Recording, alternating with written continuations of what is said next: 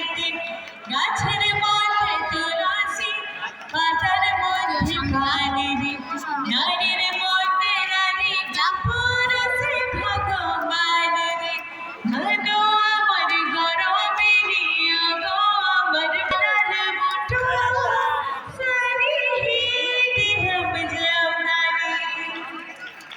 Thank you. করেছে আমার সঙ্গে সাদ্দাম দা, সেলিম দা, মিনাজ দা, এখানে সবাই খুব খারাপ। লক্ষ্মীদাপি আজকে একটা ডায়লগ দিয়েছে যেটা তোমরা এখনো অব্দি দেখোনি। আচ্ছা আমি একটা ডায়লগ দেবো লক্ষ্মীদাপি, যেটা তোমাদের তোমরা দেখেছো মেবি হয়তো। এটা কি ডায়লগ বলে যাই তোমাদের, তোমরা দেখেছো যে বাবলার দোকানে শাটার খোলা নিয়ে একটা মারামারি কাণ্ড চলছিল, যেখানে সিসিটিভি ফুটেজ থেকে দেখা যাচ্ছিল যে আমার দাদা, ওটা হতেও পারে, যে এসে ঝাঁপিকে সাহায্য করছে। আমি কিভাবে ডাকছিলাম, বাবলা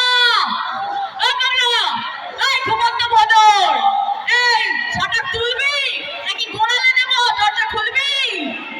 আর ভিতর থেকে ঘুমন্ত বদর আওয়াজ করছিল যে না আসছি। আমার দাদা ভাই বলছে কি করছিস নাকি, এত জোরে চিৎকার করছিস কেন? বললাম আচ্ছা ওকে তো ডাকছি, কিন্তু কেন ডাকছি আমি, মানে ওকে কেন ডাকছিস বলতো, বাবলাকে কেন ডাকছিস?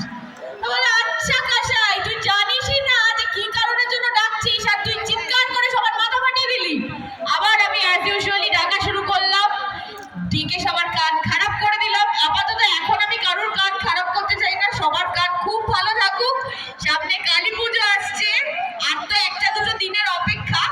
সবাই খুব ভালো করে বাজি ফাটাও, খুব সাবধানে বাজি ফাটাও, খুব ভালো থাকো, সুস্থ থাকো, আর খেলা চলুক, সবার শরীর স্বাস্থ্য খুব ভালো থাকুক।